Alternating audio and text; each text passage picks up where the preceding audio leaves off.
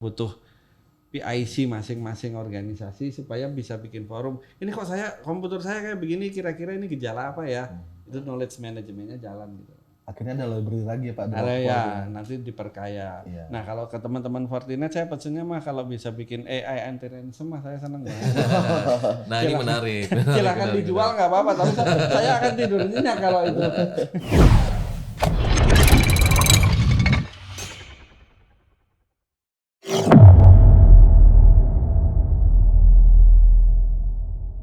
Halo semuanya, baik lagi bersama kami Fortinet Indonesia dengan saya Adit selaku Business Development Manager dari Fortinet Indonesia.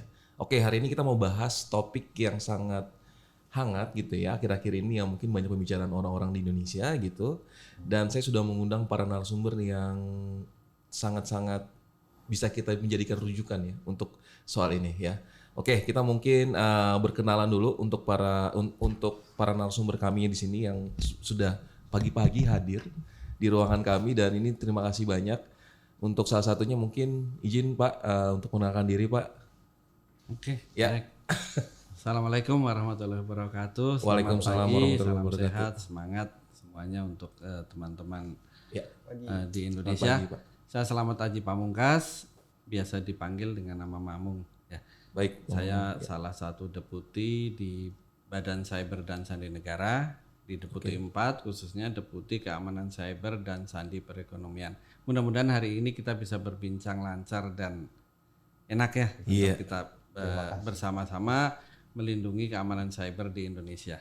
Ayo, monggo Mas. Iya, siap. Oke, tadi kita bicara dengan narasumber utamanya kita nih ya pada pagi hari ini, dan mungkin dari narasumber utama kita juga perlu juga nih tanggapan dari teman-teman dari Fortinet. Mungkin kenalan dulu di sini. Ada siapa di sini hari ini? Ya, selamat pagi. Nama saya Jevon. Saya salah satu dari security consultant Fortinet, lebih fokus ke arah government. Gitu sih. Oke, thank you. Berarti panggilnya Mas Jevon ya? Jevon. Oke, Mas Jevon. Thank you Mas Jevon. Oke, selanjutnya mungkin boleh perkenalan diri Pak. Iya. Oke, selamat pagi semuanya. Perkenalkan saya Kurniawan Darmanto, biasa dipanggil Wawan.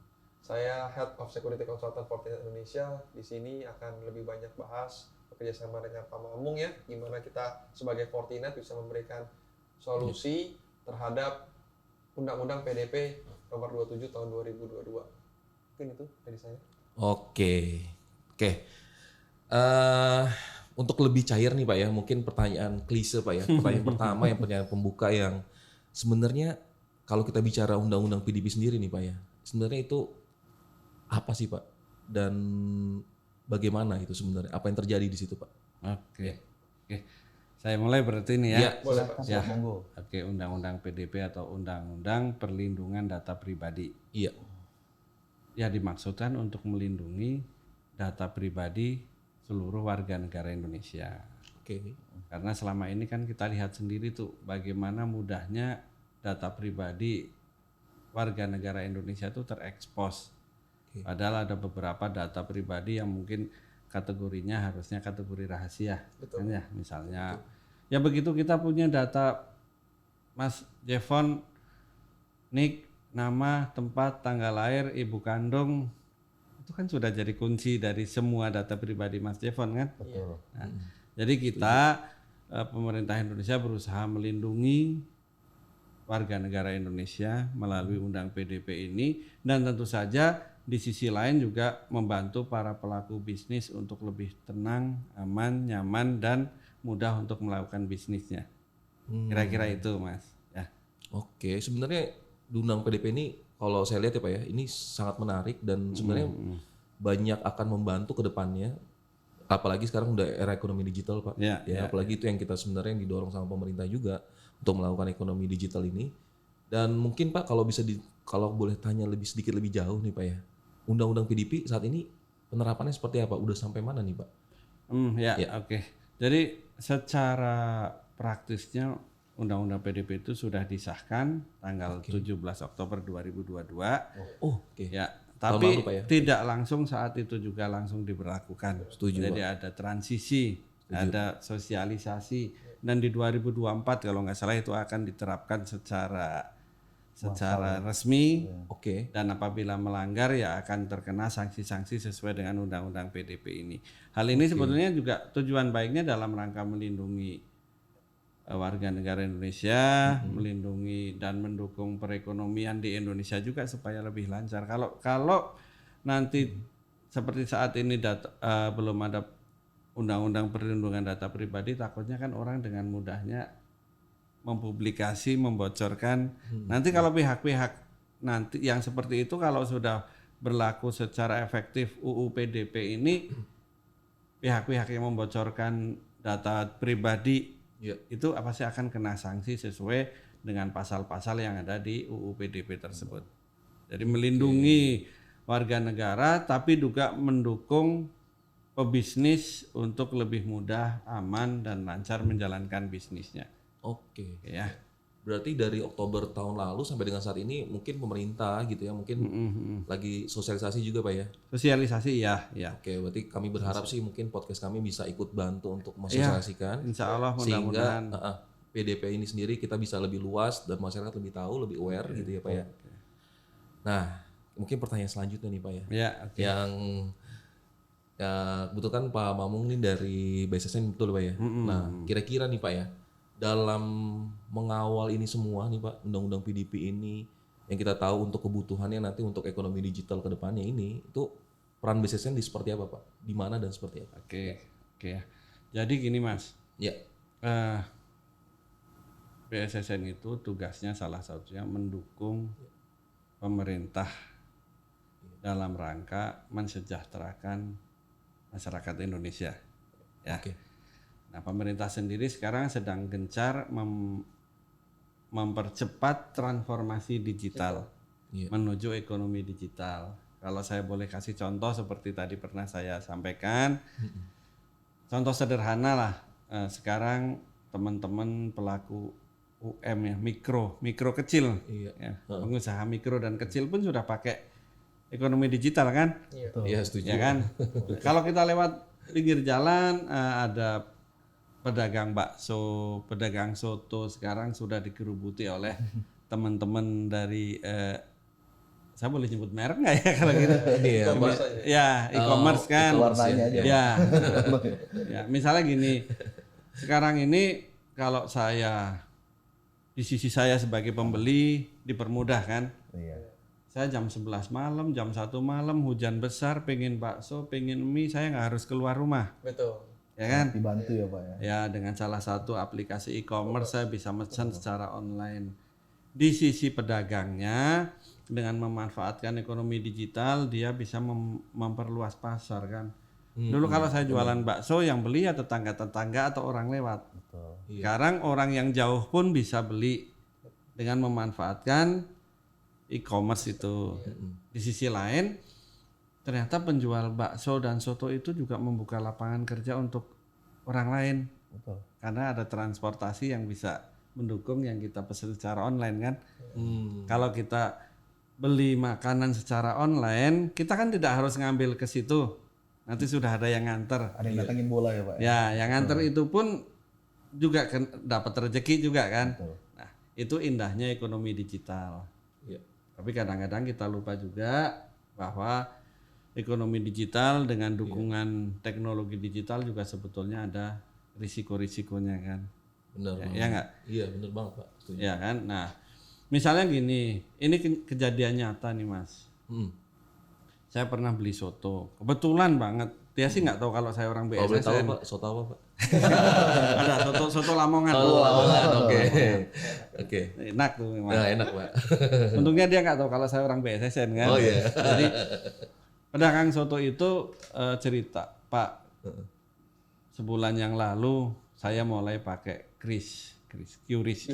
Ya betul. BI itu sekarang nggak boleh nyebut QRIS, nyebutnya QRIS. Qris. Oh, gitu. Oke. Wah. Meskipun kagok tetap harus nyebutnya QRIS kan. Nah, dengan QRIS itu kan banyak keuntungannya. Pertama, saya tidak harus membawa uang cash kalau mau beli. Ya kan, yang rawan Sangat dicopet, praktis, rawan hilang, terus si penjualnya juga nggak harus punya kotak besi untuk nyimpen uangnya kan. Betul. Terus saya juga nggak harus merelakan kekurangan kembalian 3.000 yang sebetulnya nggak ikhlas tapi terpaksa ikhlas.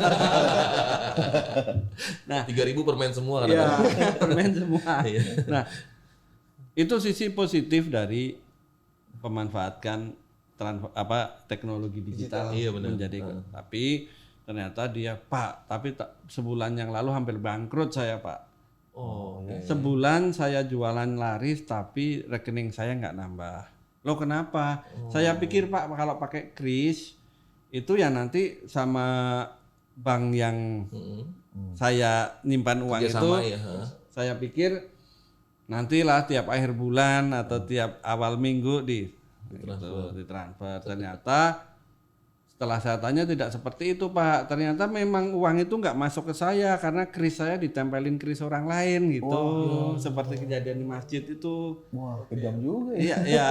Artinya bahwa keindahan ekonomi digital itu semuanya ada sisi positif dan negatif. Nah, itu yang coba kita bahas di sini. Itu kan skala mikro. Betul. Kalau secara skala makronya misalnya seperti kita ketahui beberapa serangan terhadap perbankan, perusahaan minyak dan gas itu kan yang diserang kan memang mereka itu kan omsetnya kan triliunan. Itu yang oleh teman-teman penyerang hacker itu dimanfaatkan untuk mencari uang. Apalagi sekarang dengan ransomware aja sudah ransomware as a service kan. Betul. Kita tidak harus punya ilmu untuk hacking, sudah bisa mencari uang dari menghack dalam tanda sistem kutip orang seperti lain itu ya. gitu Mas. Nah, BSSN-nya di mana? Iya, perannya gimana Pak? Misalnya gini, kan ada UU PDP, Iya. ya. Sementara ada ancaman cyber. Ya, tren ancaman cyber. Yang kita tahu misalnya kalau teman-teman dengan misalnya kita punya perusahaan sudah terkena ransomware, berarti data kita sudah di-download oleh dia, sementara data kita yang di sistem kita sudah di-encrypt kan? Iya. Ya enggak? Kita biasanya diancam nih. Mau bayar enggak? Kalau mau bayar, database-nya saya hidupkan lagi. Tapi begitu tidak mau bayar, si hackernya itu biasanya akan mulai menteror dengan cara mempublikasi data-data yang sudah dia download. Nih data perusahaan Anda, data pegawai Anda. Iya. Kalau si bank, misalnya perbankan masih nggak mau bayar lagi, ini data nasabah Anda. Kalau masih nggak mau bayar lagi, ini data transaksi keuangan nasabah Anda, misalnya seperti itu, kan? Nah di situ kita sebagai pengusaha sudah bisa potensi kena undang-undang PDP. Karena undang-undang PDP itu memberikan amanah bahwa data pribadi itu jangan hanya dijadikan sebagai aset, tapi juga harus dijadikan sebagai amanah untuk kita lindungi.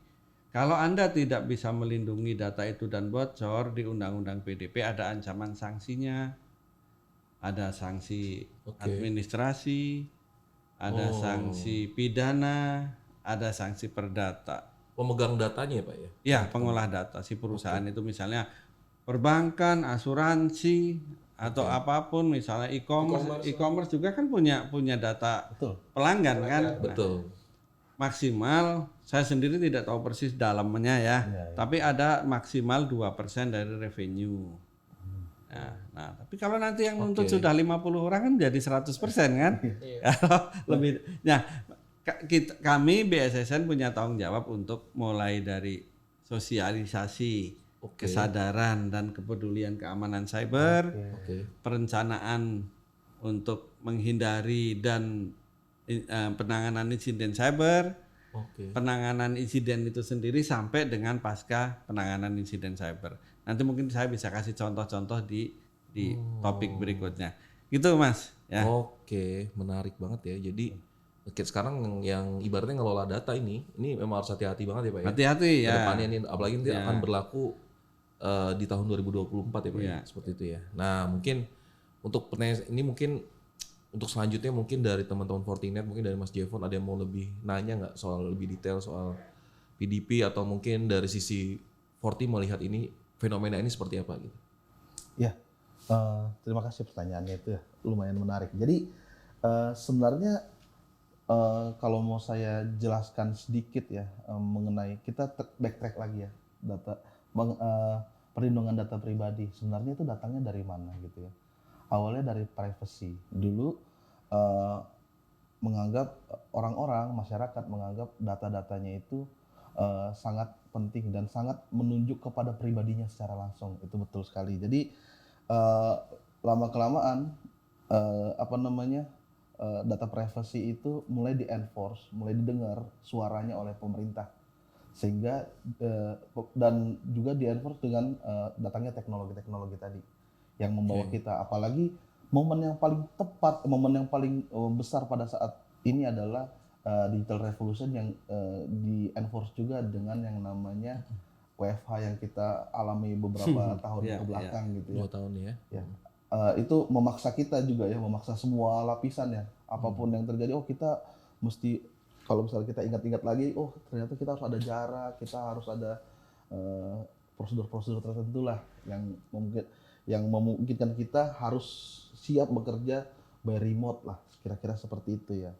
Jadi untuk prinsip-prinsip data pribadi ini pertama adalah persetujuan. Nah dari persetujuan itu kita perlu memastikan, tadi kan kita ada beberapa role ya, yang punya data sama yang dikasih amanah terhadap data itu, baik itu asuransi, perbankan, e-commerce dan macam-macam.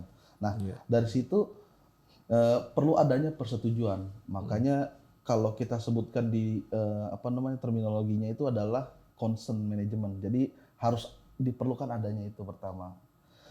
Kedua, karena haknya di dalam PDP ini kita punya data subjek yaitu masyarakat atau user gitu ya, punya hak, yaitu dia harus dapat mengakses data itu.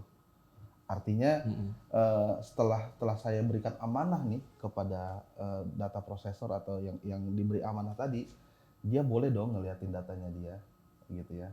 Nah aksesnya buat apa aja? Pertama mungkin untuk melihat, untuk melakukan update. Oh ya mungkin saya pindah rumah nih, contohnya gitu ya. Saya akan mengupdate itu gitu. Dan yang pada akhirnya, oh ya saya berhenti melakukan layanan ini, dia mendapatkan hak untuk datanya itu dihapuskan. Itu hak-haknya juga itu. Jadi seperti itu ya. Dan pada operasionalnya tentunya si data subjek ini punya hak untuk mendapatkan keterbatasan akses untuk yang lainnya gitu. Oh, saya tidak mau dilihat oleh A, B, C, D, itu tergantung dari tadi kesepakatan persetujuan tadi. Sebenarnya prinsip-prinsip itulah yang nantinya dituangkan ke dalam PDP tersebut. Oke. Itu sedikit banyak mengenai undang-undang PDP tadi. Gitu. Oke.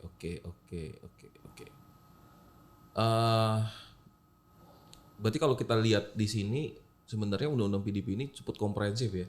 Jadi even kita misalnya kita berlangganan di suatu bank dan tertentu, kita mungkin selesai gitu berlangganannya, dia harus hapus ya Pak ya. Iya, Dia harus dipastikan. menghapus ibaratnya dalam tanda kutip data pribadinya kita ya. Itu menjadi salah satu juga poin di PDP, dan ini mungkin masyarakat juga harus tahu nih. Aware juga bahwa ya kalau udah selesai berlangganan maka dia harus dihapus.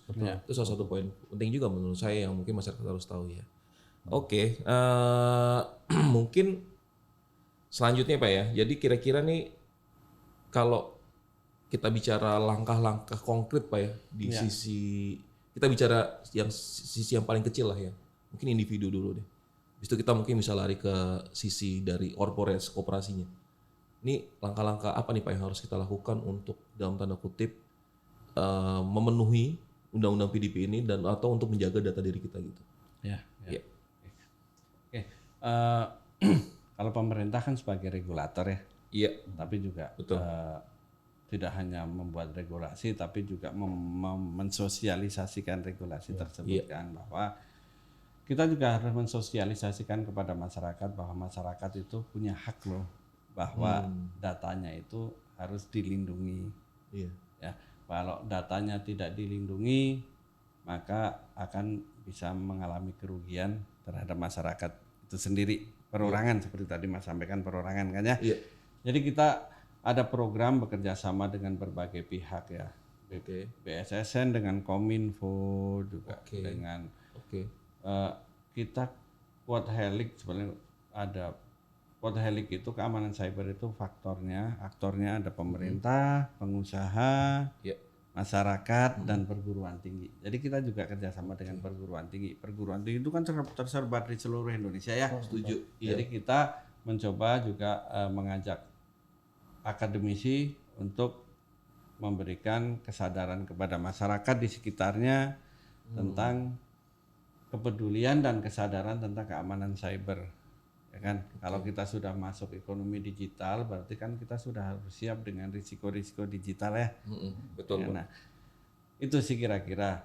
Kalau untuk nanti untuk perusahaan dan sebagainya mungkin akan saya jelaskan lebih lanjut karena memang ada beberapa step yang kita lakukan dan program yang kita lakukan untuk perusahaan. Tapi untuk pribadi kita utamakan adalah bahwa seluruh rakyat Indonesia itu sadar, peduli tentang berharganya data pribadi, tentang bagaimana kita melindungi data pribadi.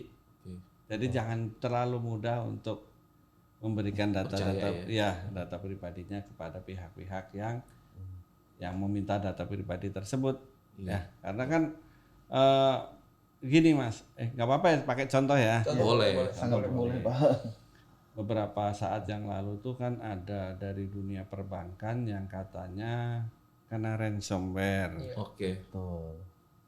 Ternyata tidak semuanya berita itu kan berita di dark web kan. Dark web itu kan tidak pernah resmi kan. Yes. Ya. Nah misalnya nih Mas Jevon nih, Mas Jevon pengen jadi hacker. Ya, hacker pemula. Hacker pemula, siap. Hacker pemula supaya ngetop harus bikin satu gebrakan kan. Betul. Oke. Ternyata Mas Jevon itu tidak harus melakukan hacking yang sebetulnya. Mas Jevon mungkin mencari data nggak tahu di mana, bisa di hotel, bisa di rumah sakit, sampai Mas Jevon punya data KTP, data KTP 100 orang katakanlah ya. Itu ada nik, nama, alamat, tanggal lahir, tempat tanggal lahir. Terus Mas Jevon juga gimana caranya nyari nomor rekening di salah satu perbankan. Kalau caranya mah terserah ya. Kalau namanya hacker kan kalau sukses ya syukur, kalau enggak juga enggak apa-apa kan. Nice try Pak. Ya, nothing tulus kan. Nah, begitu Mas Jevon itu punya data 100 penduduk Indonesia, punya data 100 rekening, itu dikombinasi Mas. Padahal belum tentu si nomor KTP itu pemilik rekening tersebut, ngerti nggak? Oh berarti itu bluffing ya Pak ya? Ya, tapi saya dengan bangganya, Mas Jevon dengan bangganya bilang saya sudah berhasil ngehack salah satu bank ini.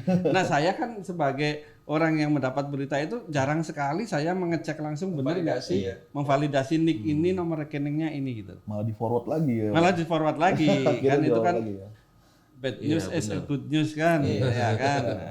Dan itu sudah langsung kalau sudah ke medsos kan beritanya bisa nambah lagi kan. Gitu, ya Pak.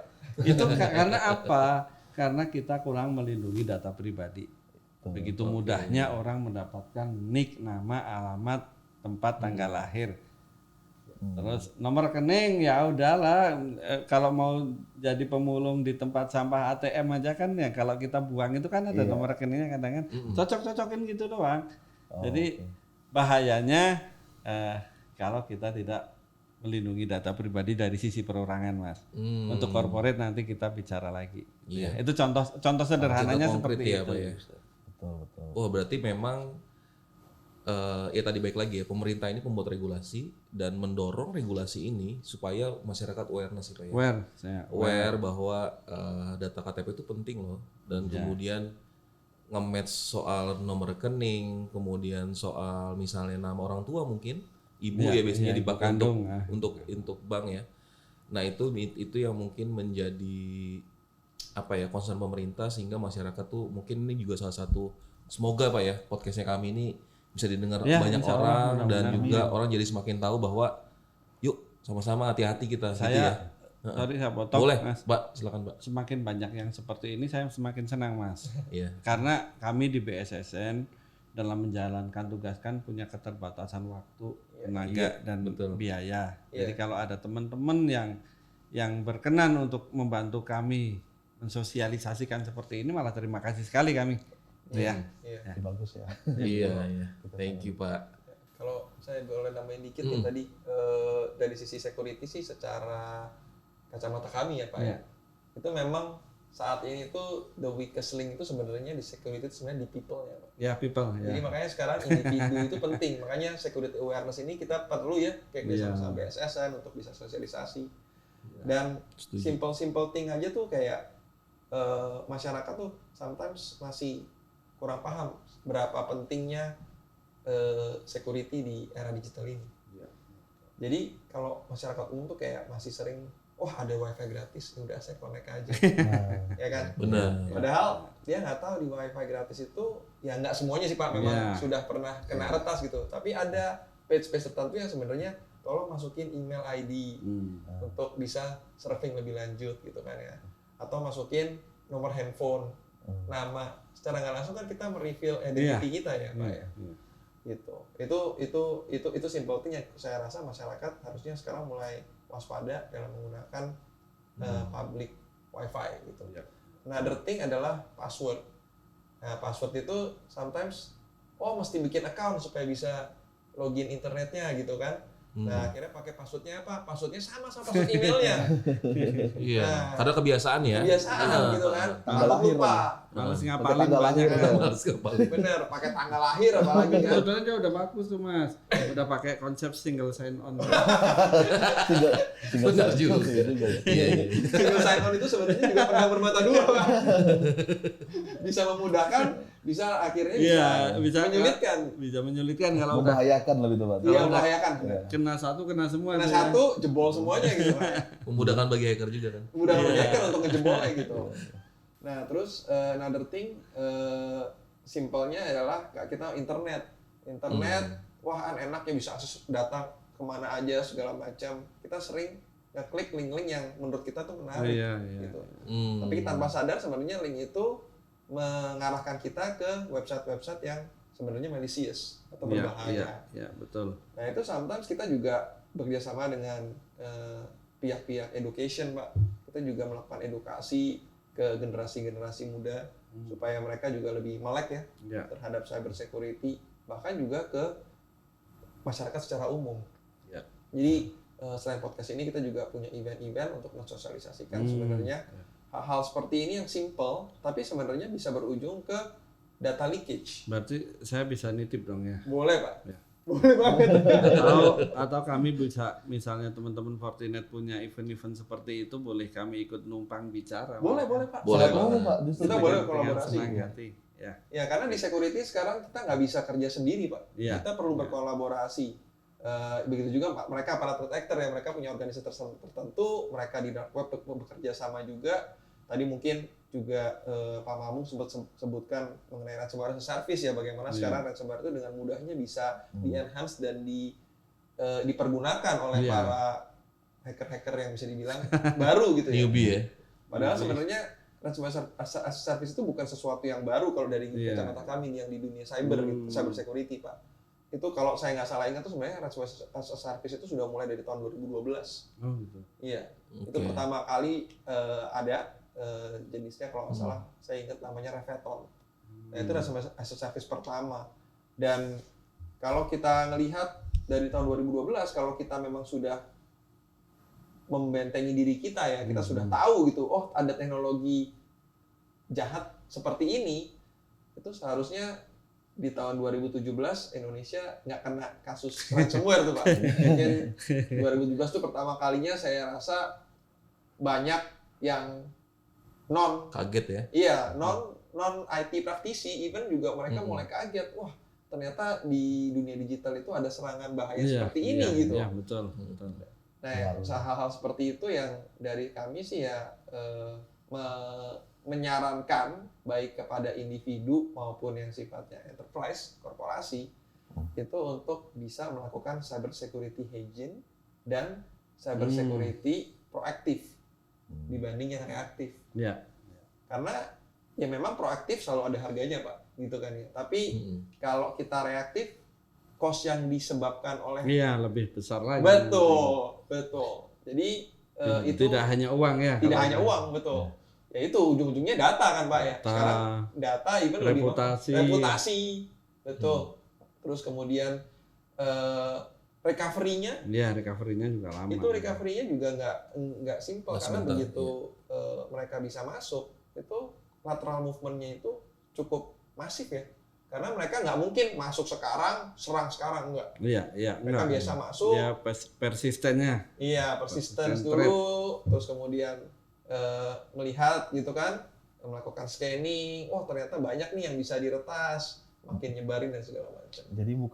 Jadi ceritanya tuh bukan hanya tim developer juga yang melakukan planning, yang melakukan desain. Ternyata dari sisi lain juga waktu pembuatan malware atau ransomware itu ada stage-nya. Bahkan sebelum, pada saat, bahkan pada akhirnya kita tahu tujuan dari hacker itu mau apa gitu. Karena kan modusnya bermacam-macam dari yang paling iseng ya tadi ya, lagi pengen cari nama gitu ya, atau belajaran, atau mungkin dia punya pandangan tertentu, pengen menyuarakan itu di situ gitu ya, atau bahkan as a service ya gitu ya, itu targeted banget gitu ya, atau memang ya serangan yang tertarget lah, memang ini sesuatu yang diniatkan sekali gitu ya, bahkan secara Ada yang belajar juga tuh Mas. Iya, betul, sekalian gitu. Iya, jadi mungkin nambahin tadi ya, saya udah bilang kalau masyarakat tuh harus lebih waspada dalam menggunakan wifi publik gitu kan ya, penggunaan password kalau bisa yang kuat dan terus diganti ya secara berkala. Terus kalau surfing juga mesti hati-hati, kalau perlu malah cache-nya dihapus gitu ya, supaya nggak ada password-password yang tersimpan di browser, karena browser pun itu ada vulnerability-nya loh Pak. Iya. Makanya kan perlu selalu mereka kasih notification kan, tolong update gitu, tolong update. Nah itu kalau orang malas update, ya itu kalau pas kena vulnerability-nya dan vulnerability-nya itu bisa mengekspos password, berarti password yang disimpan di browser tersebut bisa aja ke leakage gitu. Bahkan sebenarnya kalau bisa nambahin ya, sebenarnya pas lagi kita mengakses web yang mencurigakan, browser juga tahu apakah Anda yakin. Iya, betul. But somehow ada kadang-kadang memang orang yang secara logonya mencet yes, ini just connect aja seperti apa. Karena pengen tahu kan, pengen tahuan tuh lebih besar gitu. Kira-kira seperti itu sih. Iya. Tapi kalau saya bisa menambahkan ya, mungkin itu adalah people-nya ya. Jadi betul. Tapi dari sisi lainnya kita ada teknologinya juga gitu. Teknologi sebenarnya adalah alat, tools sebenarnya, kita bisa bilang tools yang membantu people ini gitu ya. Mungkin people ini aware sekarang gitu ya. Mungkin kalau misalnya sekarang sekarang kita udah dapat awareness. Tapi nggak semudah itu juga gitu ya. Benar. Ternyata kita perlu teknologi juga. Jadi bukan hanya penyerang juga yang butuh teknologi, kita juga menggunakan teknologi itu juga gitu ya. Jadi berbasis AI lagi. Diperbantukan machine learning, AI dan macam-macam kita gunakan sedemikian rupa lah gitu. Iya. Jadi kalau tools itu kita pergunakan dengan baik, ya nanti hasilnya pasti akan baik juga gitu ya. Saya boleh nanya nggak Mas? Boleh. Ya itu kan tadi dibilangkan ya, bahkan SNI ISO 27001 ya. Yes. Sistem manajemen keamanan informasi kan. Betul. Dari people, technology and process kan. Betul. People-nya 60-70% kan ya. Iya. Di anek-aneknya itu people ya kan. Nah, kalau teman-teman dari Fortinet ini ada program nggak untuk menyadarkan people di Indonesia, membantu kami gitu. Kalau belum ya nanti kita bisa inisiasi kan. Kalau sudah berarti kami juga bisa numpang kegiatan gitu. Oke. Dari Fortinet sendiri kita tadi kita punya yang namanya Forti Academy. Jadi Forti Academy itu kita engage ke institusi-institusi education, baik itu di level SMK atau di universitas, di mana kita memberikan awareness seberapa penting sih sebenarnya security di era digital ini. Dari yang sifatnya awareness untuk pengetahuan kayak tadi, kalau link yang memang tidak tahu itu seberapa dari malicious actor itu kita coba edukasi. Terus kemudian threat actor itu kurang lebih tujuannya seperti apa saja, itu juga kita kasih tahu. Ada yang tujuannya memang tadi iseng-iseng belajar, ada yang tujuannya memang sampai melakukan keuntungan pribadi, misalnya kayak melakukan ransomware segala macam. Ada juga yang sampai nation state threat actor gitu ya. Memang tujuannya adalah mau bikin suatu negara itu misalnya udah politis ya, gitu Pak. Jadi itu kita lakukan. Nah, selain itu kita juga punya namanya, itu tadi kan Fortinet Academy yang ke sekolah-sekolah gitu ya. Kita juga punya namanya portal, itu training.fortinet.com. Itu bisa diakses oleh semua orang Pak. Dan subscription-nya itu free. Oke. Jadi nggak ada berbayarnya. Ini bener gratis ya? Gratis, Lawannya? benar-benar gratis. Bukan gimmick berarti ya. Bukan gimmick kan. Baiklah. Jadi setelah login gitu ya, di situ kita ada beberapa modul, Pak. Modul itu simple. Jadi saya even mengencourage keluarga saya untuk cuman login dan mendengarkan videonya. Jadi sifatnya untuk awareness gitu. Sebenarnya apa sih cyber security dan kenapa sih sekarang tuh kan kalau orang tua saya gitu selalu dengar, waduh nih handphonenya kena hack, tapi kena hacknya dari mana dia juga nggak tahu gitu. Ternyata sebelum-sebelumnya dia sering keluar pop-up, ada link, dia klik karena dia pengen tahu tuh berita-berita yang memang sesuai dengan interestnya dia. Somehow detector tuh pinter, bisa bikin orang tahu, memprofile orang tersebut gitu. Phishingnya. Ya, phishingnya tuh terarah gitu ya Pak ya. Nah itu kita punya dan itu bisa dimanfaatkan juga oleh masyarakat luas supaya mengerti bagaimana memprevent atau bagaimana supaya lebih cyber security agent gitu ya. Nah kemudian yang ketiga di level enterprise Pak sekarang.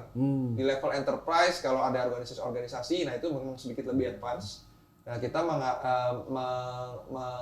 menggunakan modul training kami. Itu kita namakan namanya fast track Pak. Jadi fast track itu bagaimana sih Fortinet sebagai penyedia teknologi security kita bisa membantu para enterprise atau IT security player untuk tahu nih, wah kalau ada serangan ini bagaimana sih cara menanggulanginya, teknologi apa di Fortinet yang bisa digunakan untuk menanggulangi serangan tersebut, bagaimana cyber attack kill chain itu bisa kita break. Tentunya misalnya sekarang sudah ada di fase delivery, gimana supaya fase delivery itu tidak next ke fase exploitation. Nah itu kita punya fast track, di situ kita deliver baik dari sisi teori maupun prakteknya Pak. Jadi kalau orang kan cuma lihat teori doang, ini cuma teori, bener nggak sih cara kerjanya begini? Jangan-jangan ini cuma gimmick atau jangan-jangan ini cuma marketing talk gitu. Senyata apa gitu. Betul. Nah awalnya memang kita jelasin secara materi dulu Pak, kemudian kita lanjut ke prakteknya. Nah di praktek itu kita kasih lihat, oh serangannya seperti ini, bagaimana kita mempreventnya segala macam. Nah sekali fast track session itu kita biasanya butuh kurang lebih 3-4 jam untuk melakukan edukasi ke para enterprise company. Itu Pak. Ya. Berarti terbuka kerjasama ya nanti ya? Buka banget Pak. Jadi nanti kalau misalnya kita ada event yang tadi Bapak bilang gitu ya, kita mau melakukan event, kalau misalnya kita mau melakukan kunjungan ke sekolah-sekolah, kampus-kampus, sekolah-sekolah boleh. Nanti kita bisa kerja sama bareng, ngajak BSSN supaya bisa ngasih lihat loh dari sisi lembaga pemerintah tuh seperti apa menyikapinya, dari sisi kami sebagai penyedia teknologi bagaimana. Karena di kami juga ada pusbang kan, pusbang SDM, ada pusdiklat, bahkan di BSSN tuh ada Poltek tuh. Poltek khusus. Oh Politeknik ya Pak? Ya Politeknik, Cyber dan Sandi Negara. Dulu sekolah Sandi Negara. Keren banget sih. Nah ini mumpung tadi kita udah nyentuh enterprise nih Pak ya. Nah ini mungkin kita langsung masuk ke enterprise-nya. Kira-kira nih Pak, dari sisi BSSN, kalau sudut pandangnya tadi individu, awareness gitu ya, dan kita sudah mulai masuk ke teknologi dan juga enterprise itu sendiri, gimana Pak BSSN mengawal PDP ini ke sisi enterprise gitu?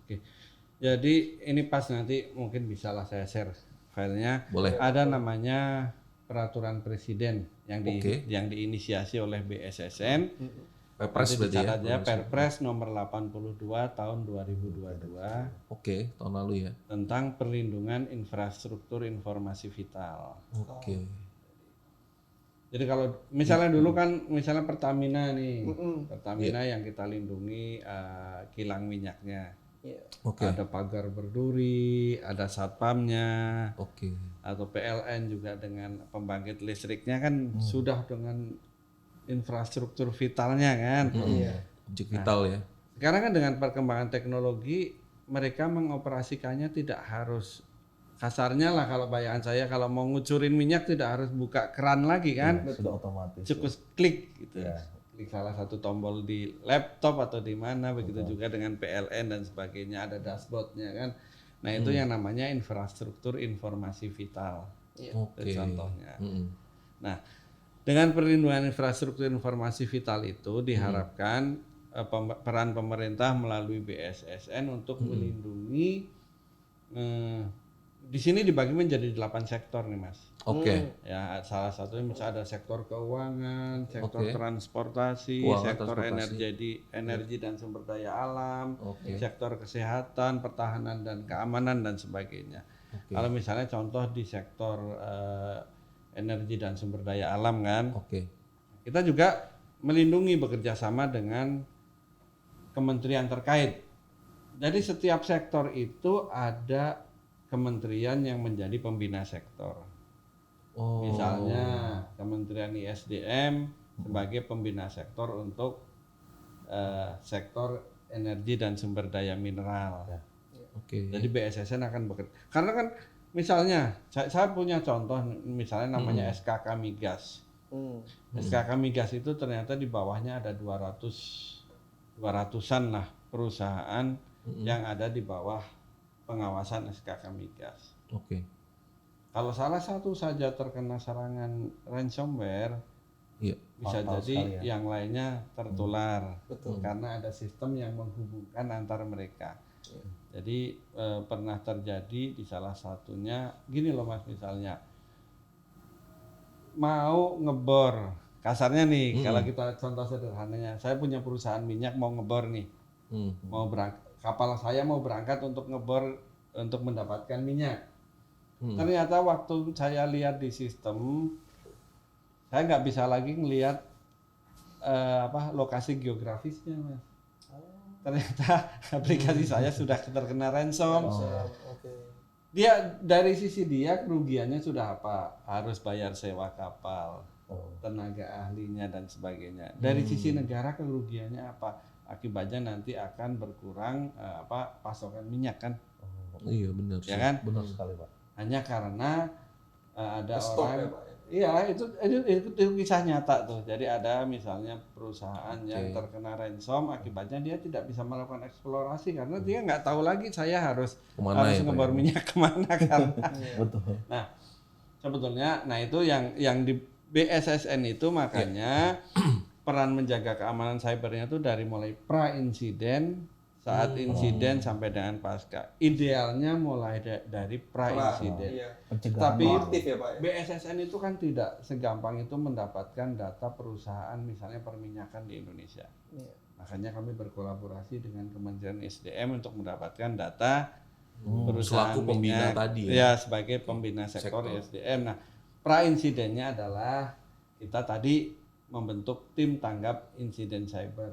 Iya. Tim tanggap insiden Oke. cyber itu nanti kita kasih capacity building, IDCRT itu ya. ya CSIRT. Oh, CSIRT CSIRT oke. ya. Oke. Computer Security Incident Response Team. Kalau bahasa Indonesia TTIS lah. Tim tanggap insiden cyber. Nah, dia yang nanti akan kita ajari dari pra insiden. Pra insiden sederhana kan bikin backup kan, Mas? Iya. Kalau perusahaan itu tadi punya backup, ya, dan backupnya terlindungi, jangan sampai backupnya Backupnya kena juga, gitu kan. Makanya Menarik. kita ngajarin juga sistem backup yang bagus itu seperti apa. Iya. Tapi kami kan juga punya keterbatasan, makanya kalau Fortinet punya ilmu itu kan ada baiknya juga kami mengajak Fortinet kan, Iya. ya kan. Mau itu secara bisnis atau sosial mah nanti Sosial, iya. kita bicarakan lagi gitu kan. Iya. Artinya di awal kita pra insiden Iya. mencegah terjadinya insiden. atau memberikan alternatif solusi pada saat terjadi insiden. Misalnya sederhananya, kamu tiap hari harus bikin backup, mau backup parsial, mau backup total, yang penting bikin backup dan pisahkan dari sistem utama. Iya, betul. Dibikin offline sebetulnya. Dan kami selalu memberikan arahan bahwa jangan pernah shutdown. Ya. Oke. Yang boleh adalah diasingkan. Jadi begitu ada satu server yang terkena ransomware, paling kita cabut koneksi internetnya, Itu paling penting. matiin wifi-nya, tapi jangan di shutdown. Iya. Karena kita nggak akan punya lock lagi kalau nanti terjadi sesuatu. Nah, Ini yang nanti dibekalin ke tim SS tadi Pak ya? CSAT tadi. CSAT tadi. Terus Oke. ini diisolir nih, diisolasi. Oke. Sementara kita aktifkan backupnya. Ya tergantung sih backupnya terserah. Sampai dari Ya, mana aja. ya, tapi kan backup itu kan kadang-kadang kan karena gini loh Mas. Keamanan cyber ini mungkin teman-teman Fortinet juga merasakan belum dianggap sebagai investasi tapi sebagai cost center, benar nggak? Ya kan? Betul. Iya. Kalau Mas Jevon nih punya perusahaan sepatu, sehari memproduksi sepatu 100, mau ditambah sapam 10 produksinya tetap 100 kan? Iya.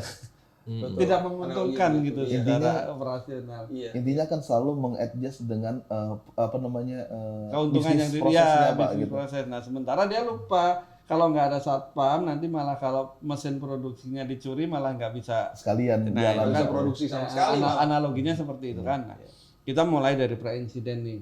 Sederhananya misalnya bikin backup yang terpisah. Kedua, tadi awareness. Ketiga, bikinlah roadmap keamanan cyber. Jadi kita akan tahu nih kira-kira perusahaan saya akan berkembang seperti apa sih. Nanti kita butuh kapasitas hard disk untuk backup tuh sebesar apa gitu. Terus saat insiden misalnya terjadi insiden itu memang kewajiban kami juga untuk mendampingi. Oke, berarti BSSN ada peran di situ Pak ya? Ada, boleh telepon ke kami, Pak. Oke. Kami kena ransomware, tolong dampingi kami untuk menangani insiden. Itu berbayar atau Enggak. free? Ya, kami instansi pemerintah free. Oke. Paling kalau pas anggaran kami habis, paling bayari aja perjalanan dinasnya. Gitu. Ada kemungkinan seperti itu. Ya. Iya.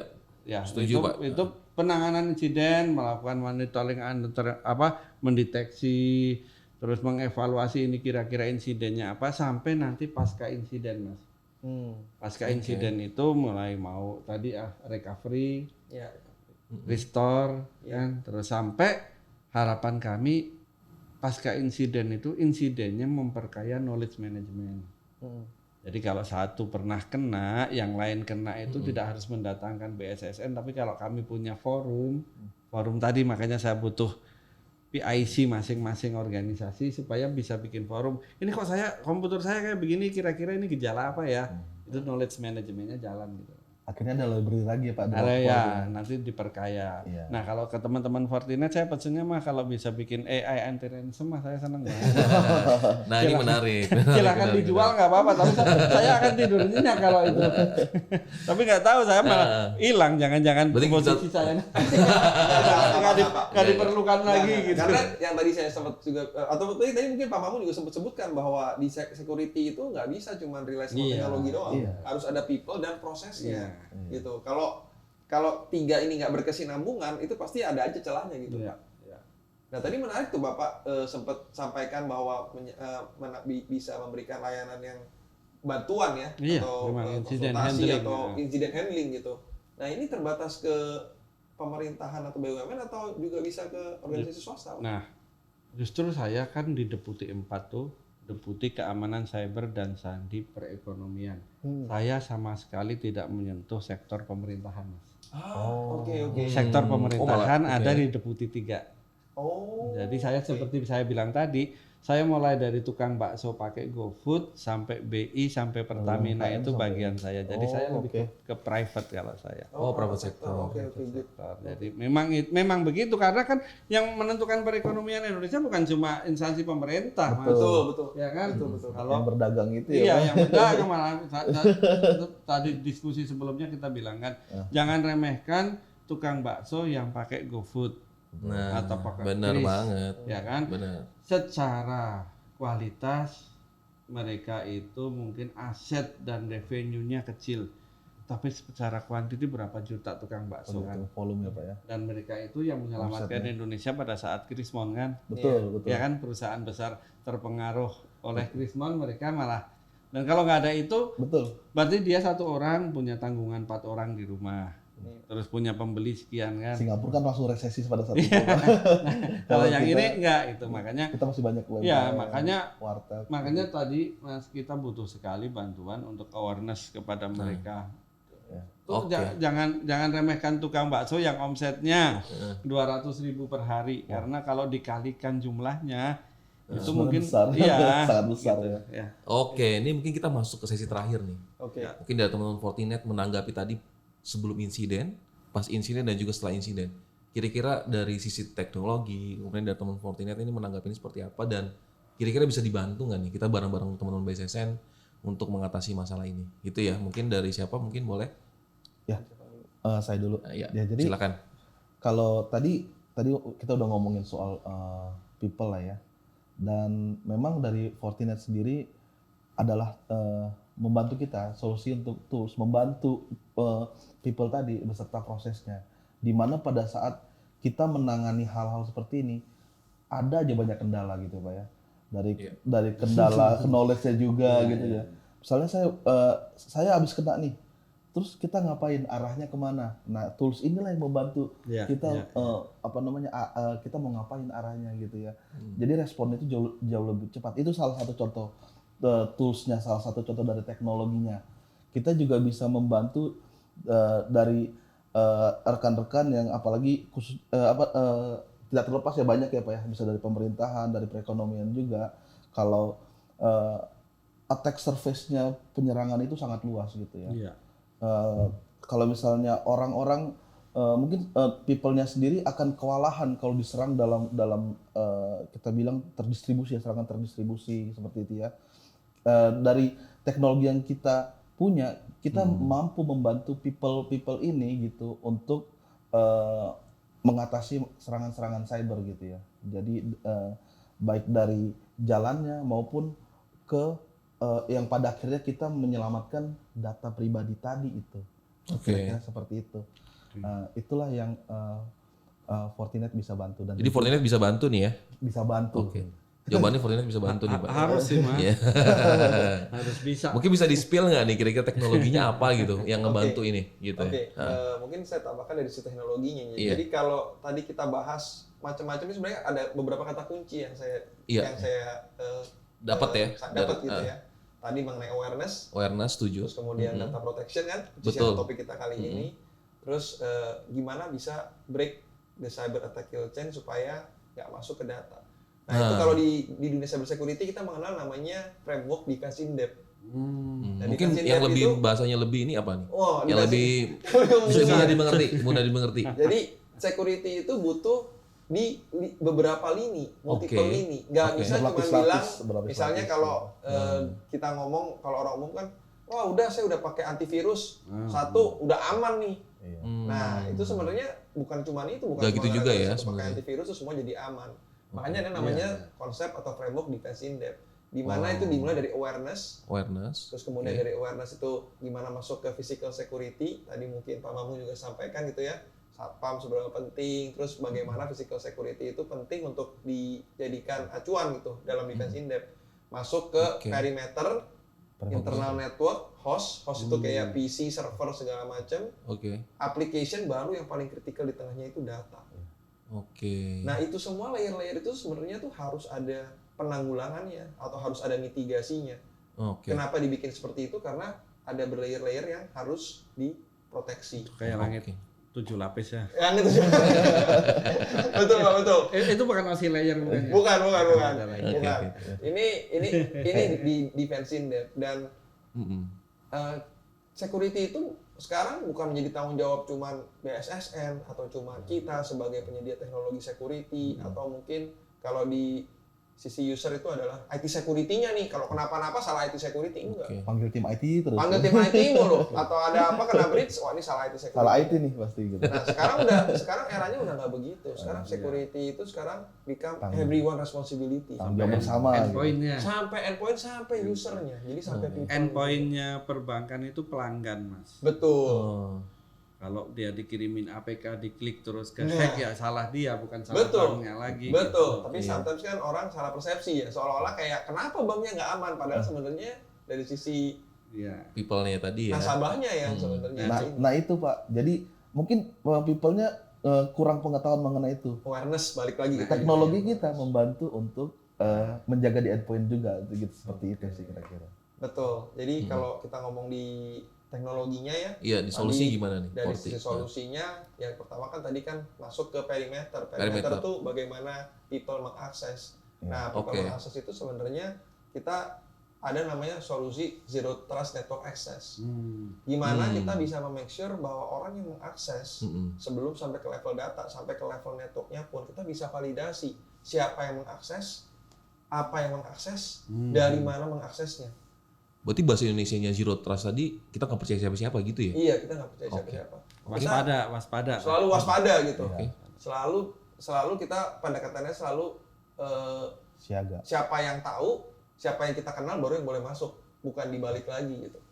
Nah itu satu, kita punya teknologinya tuh, Zero Trust Network Access, gimana kita bisa melakukan checking terhadap device identity dari siapa dan apa yang mengakses. Oke. Nah terus kemudian kita juga punya, kalau sekarang nih, username, passwordnya kan kadang-kadang kelikit tuh, makanya sekarang banyak namanya Bocor ya, klikit ya maksudnya. Oke.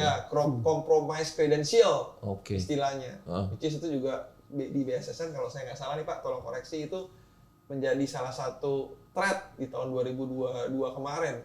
Salah satu yang termasuk tinggi nih, compromise credential. Nah, itu kita sebenarnya punya solusi namanya MFA, multi-factor authentication. Jadi bukan cuman what we know, tapi kita what we have. Jadi kita ketika melakukan akses, melakukan tarik data atau open sesuatu yang sifatnya digital, itu kita ada 2 layer autentikasinya, selain password, kemudian baik itu sifatnya OTP maupun OTP token. ya. Iya. Itu sekarang even kayak email free gitu ya, yang ada di dunia maya, itu juga sekarang encourage. Tiap kali login lagi selalu bilang, please activate your OTP. Memang dia kasih option, mau di skip atau mau diactivate. Tapi kalau kita sebagai praktisi security, kita selalu encourage itu diactivate. Karena di era digital sekarang, sangat mungkin sekali password kita itu ke-leakage di dark web. Gitu. Karena ya berbagai macam teknik ya untuk mencuri itu ya sekarang udah cukup advance how the threat actor works gitu. Nah, terus kemudian bagaimana memprevent dari area delivery-nya masuk ke datanya. Itu sekarang banyak threat actor itu menggunakan teknologi seperti web defacement atau phishing. Phishing paling gampang. Phishing sebenarnya yang paling banyak ya Pak ya, betul ya Pak ya. Nah, itu kita juga punya security-nya. Kalau untuk phishing, bagaimana kita bisa memfilter supaya orang kalau nggak sengaja keklik pun kita bisa blok. Itu kita namanya punya Advanced Secure Email Gateway. Oke. Nah, terus kemudian untuk web defacement kita punya namanya Web Application and API Protection. Jadi gimana kita bisa make sure sebagai penyedia layanan web, kita bisa make sure kalau orang mengakses web tersebut itu benar-benar web yang clean, yang nggak ke deface, yang nggak tersisipkan oleh malicious script. Nah itu kita punya solusi itu juga. Nah masuk ke level host, which is itu bisa ke endpoint, dalam hal ini PC, tablet maupun server. Nah di situ kita punya solusi anti ransomware, kita punya namanya EDR teknologinya. Jadi EDR ini gunanya apa? Gunanya adalah untuk bisa mendeteksi lateral movement di sisi endpoint, di sisi hostnya itu, dan bagaimana apabila ada proses yang malicious, walaupun itu baru ya, proses baru dan belum ada signature-nya, itu kita bisa detect. Kenapa? Karena cara kerjanya si EDR kita ini berbasis behavior dan melihat prosesnya itu seperti apa. Kita menggunakan AI di sini. Kalau tadi Jevon bilang ada unsur machine learning-nya, nah di EDR ini kita ada unsur machine learning-nya.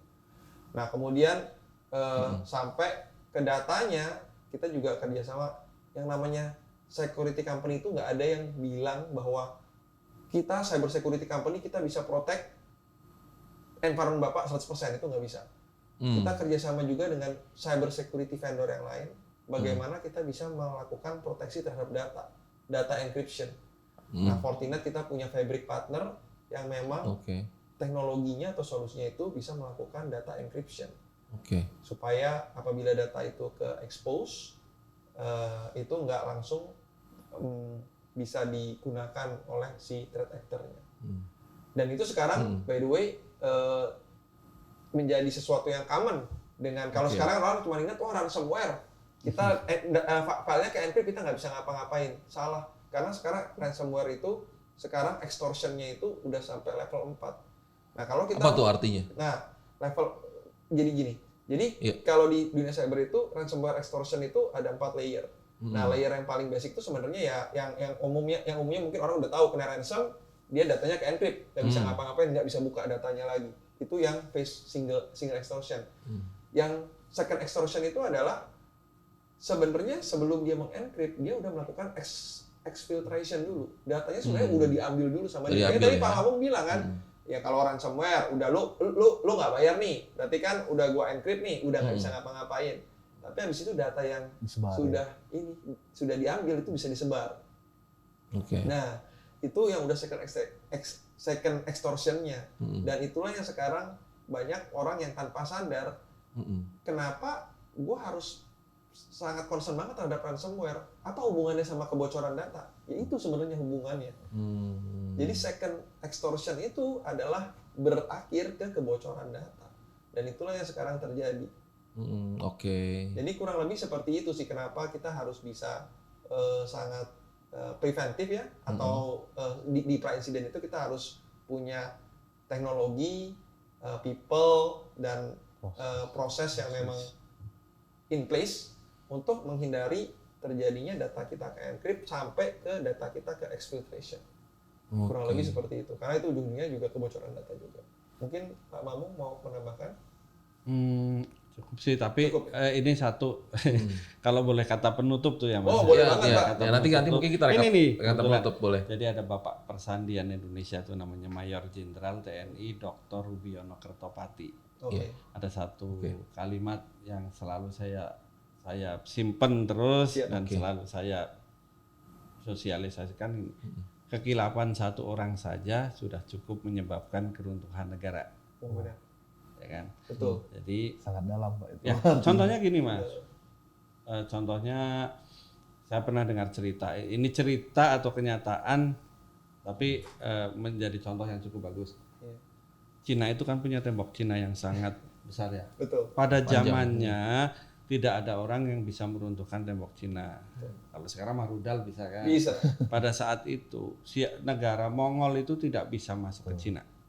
Mereka punya tenaga yang kuat, dijedor-jeder gitu nggak bisa. Tapi mereka akhirnya tidak pakai kekerasan seperti itu. Mereka melihat di mana ada kelemahan. Jadi kalau Fortinet tidak akan masuk ke data centernya Fortinet. Benar. Karena pasti sudah dijaga. Iya. Nah, carilah kelemahannya. Oke. Jadi waktu itu ternyata Cina itu kan tidak semuanya data, masih ada sungai ya. Iya. Sungai itu mungkin tidak bisa dipasangi tembok Cina, tapi dijaga oleh orang. Dari 10 atau 100 penjaga, satu orang ternyata bisa disogok oleh pasukan Mongol Genghis Khan. Dan itu ternyata bisa bikin akhirnya pasukan Mongol masuk ke Cina karena satu orang itu. Ya kan sempat kan ya? Iya. Cina kan sempat dikuasai oleh Mongol kan ya, zaman Genghis Khan. Nah, itu people dan cukup satu orang. Tidak harus. Nah, itu contoh di phishing. Iya. Kalau Fortinet co-id gitu kan Mas ya. Kalau Fortinet belum bikin domain fortinet.id, saya kan bisa.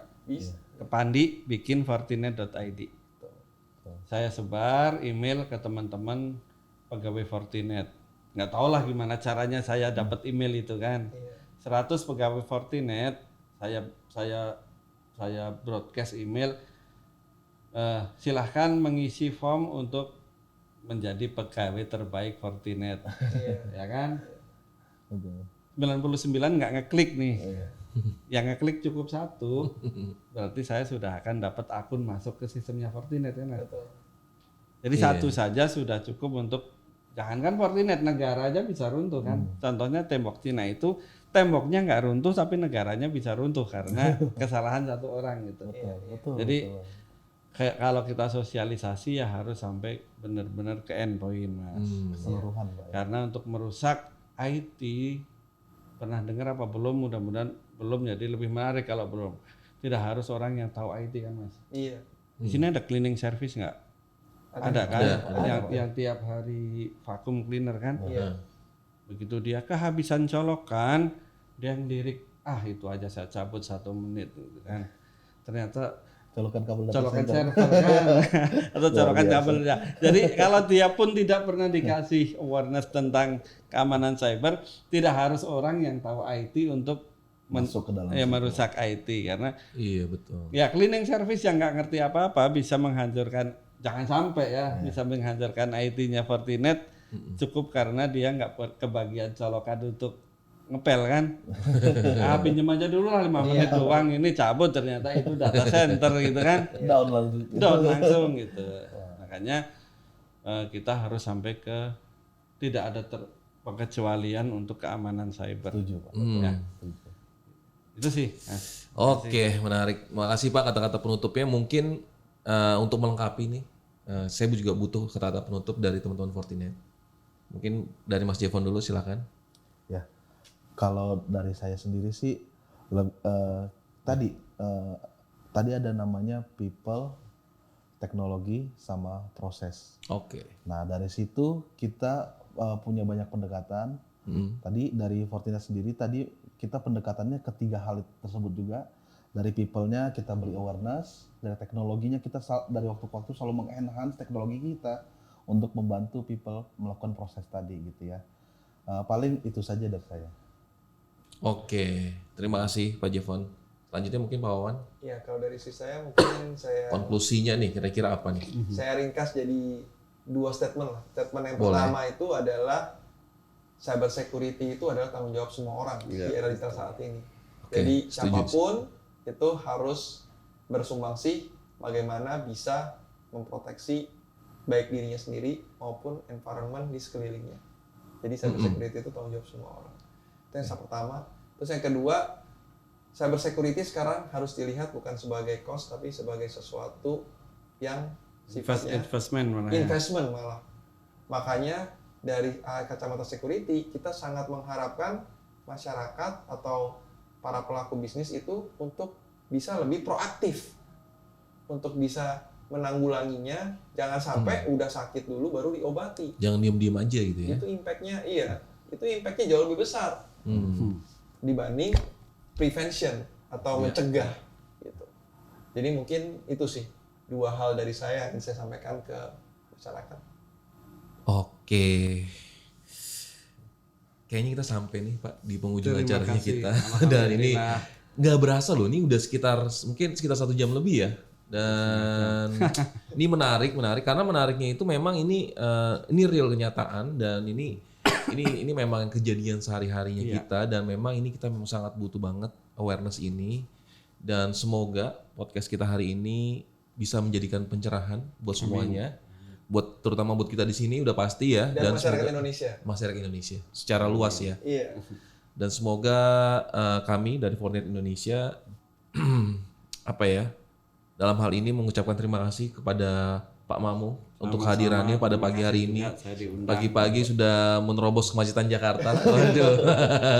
Dan kita merasa terhormat udah Pak Mamu datang ke sini dan semoga nanti hari ini semakin cerah, Pak. Amin. Jakarta saya lihat semakin cerah. Udah nggak berkabut lagi ya? Pasti Saya tadi 1 segitu jam lah. nyampe akhirnya Mas. Iya. Oh, aduh. Ya. Kayaknya WFH ngaruh juga ya ternyata ya. Ngaruh juga ya. Sangat berpengaruh juga loh ternyata. Oke, mungkin sekian dan terima kasih juga untuk Mas Jevon untuk kehadirannya dari security consultant ya dari Fortinet Indonesia dan juga Pak Wawan sebagai head security consultant dari Fortinet Indonesia. Oke, mungkin sekian dari kami. Selamat pagi semuanya dan sampai jumpa, sampai ketemu lagi di podcast selanjutnya. Terima kasih. Terima kasih. Terima kasih. Terima kasih. Sukses semuanya.